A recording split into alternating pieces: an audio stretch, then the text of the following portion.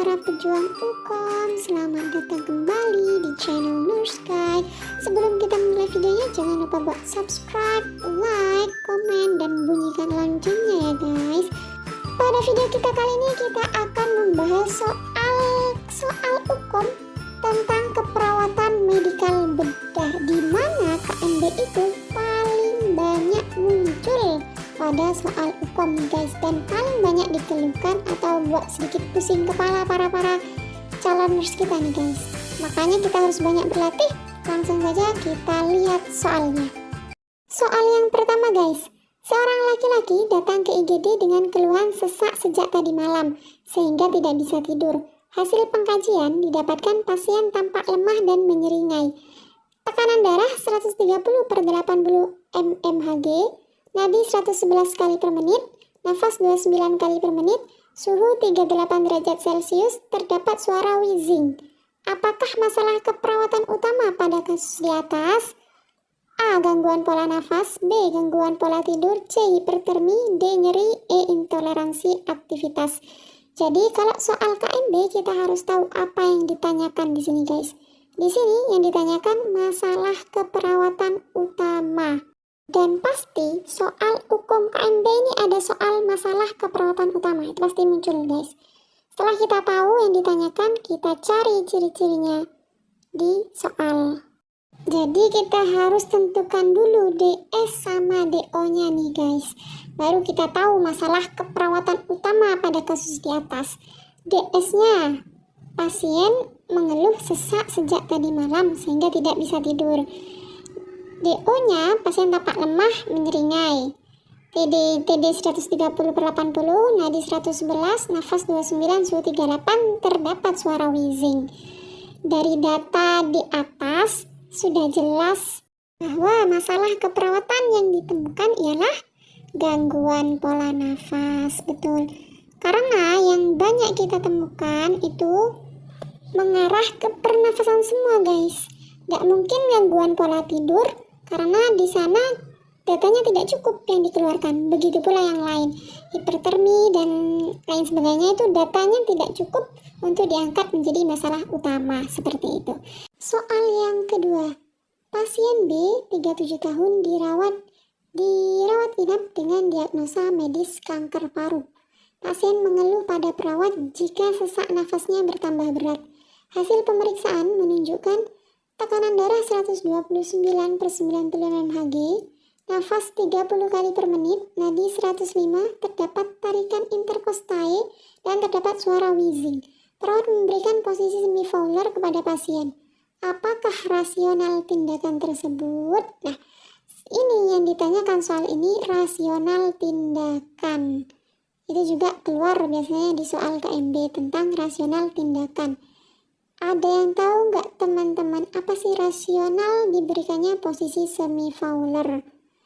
Ya, jawabannya ya benar sekali. Jadi rasionalnya untuk memaksimalkan ekspansi paru. Jawabannya yang B. Next, soal nomor 3. Seorang perempuan usia 23 tahun dirawat di RS dengan anemia.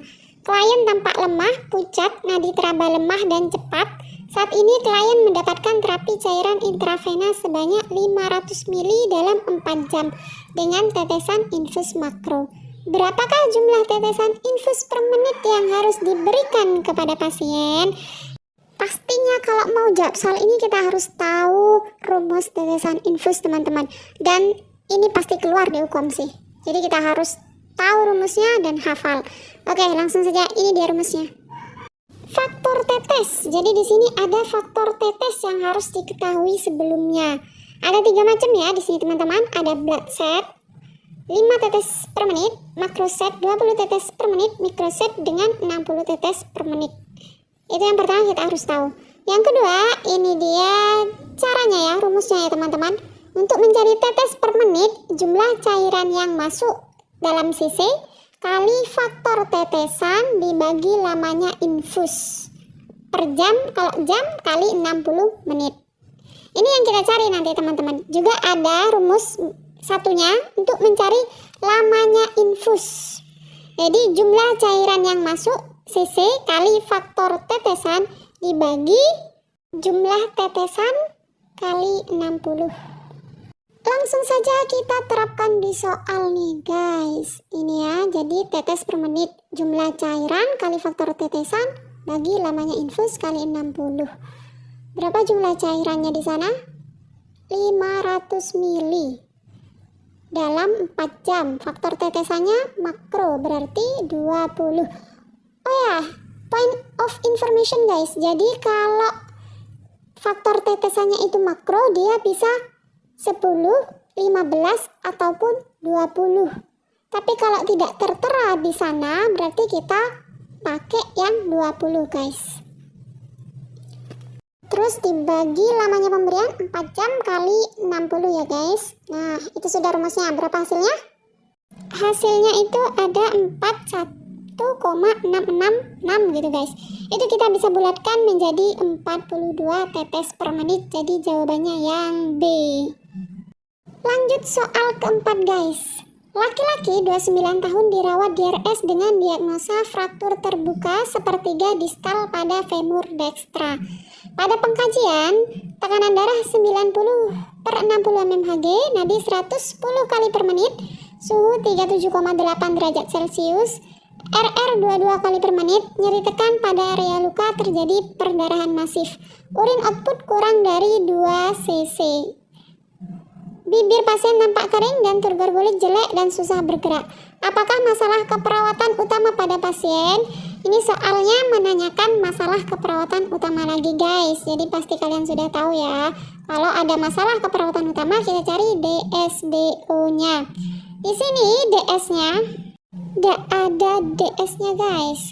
Ini yang ditemukan banyak DO ya. DO-nya itu nyeri tekan pada area luka, terjadi perdarahan masif. Urin output kurang dari 2 cc. Bibir pasien nampak kering, turgor kulit jelek dan susah bergerak. Dan tanda-tanda vitalnya tertera, itu sudah ya guys. Ini menuju kemana nih guys?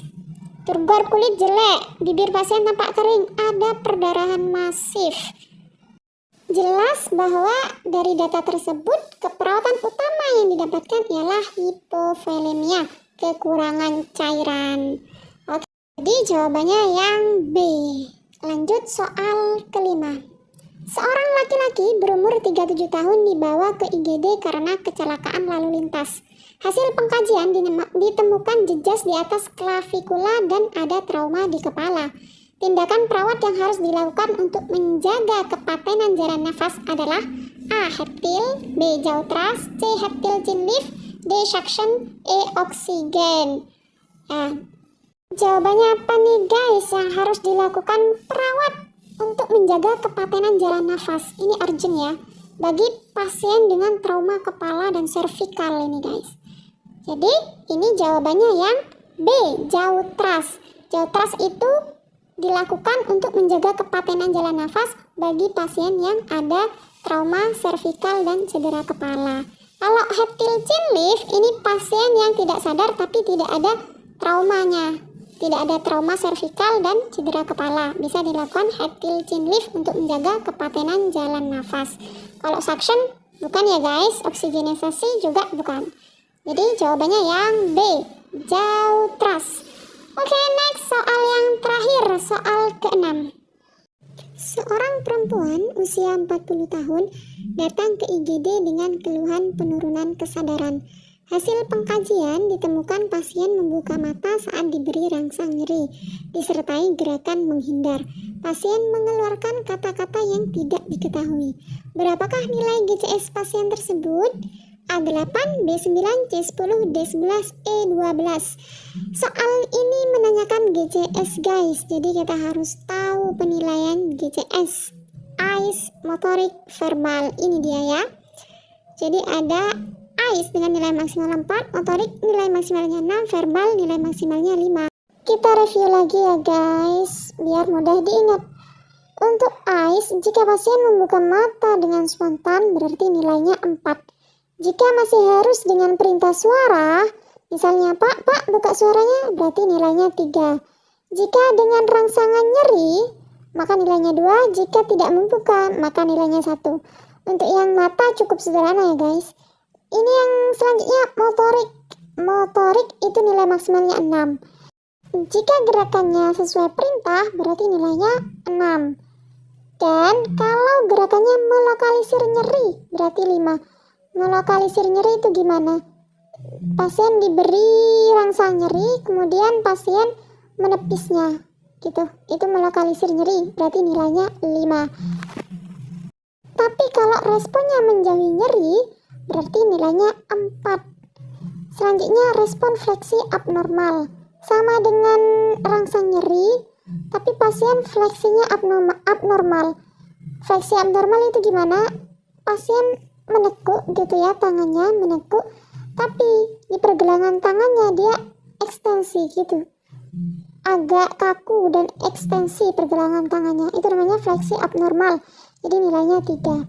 Dan ada juga ekstensi abnormal. Jadi ekstensi itu pasien tangannya lurus tapi kaku, dan satunya fleksi ketika diberi rangsangan nyeri. Itu berarti nilainya 2. Dan yang terakhir, jika gak ada gerakan ketika diberi rangsangan nyeri, berarti nilainya 1. V, verbal. Jika kalimat pasien lengkap dan orientasi baik, berarti nilainya 5. Jika orientasi abnormal, berarti nilainya 4. Contoh orientasi abnormal itu gimana? Kita sedang nanyakan pasien, Bapak sedang ada di mana? Saya sedang di pantai berjemur. Itu berarti orientasinya tidak baik guys. Berarti itu nilainya 4. Nah, kalau pasien hanya mengeluarkan kata-kata yang gak jelas antara satu sama yang lain, itu berarti nilainya 3. Misalnya kita ngomong apa sih Bapak ini? Itu berarti 3.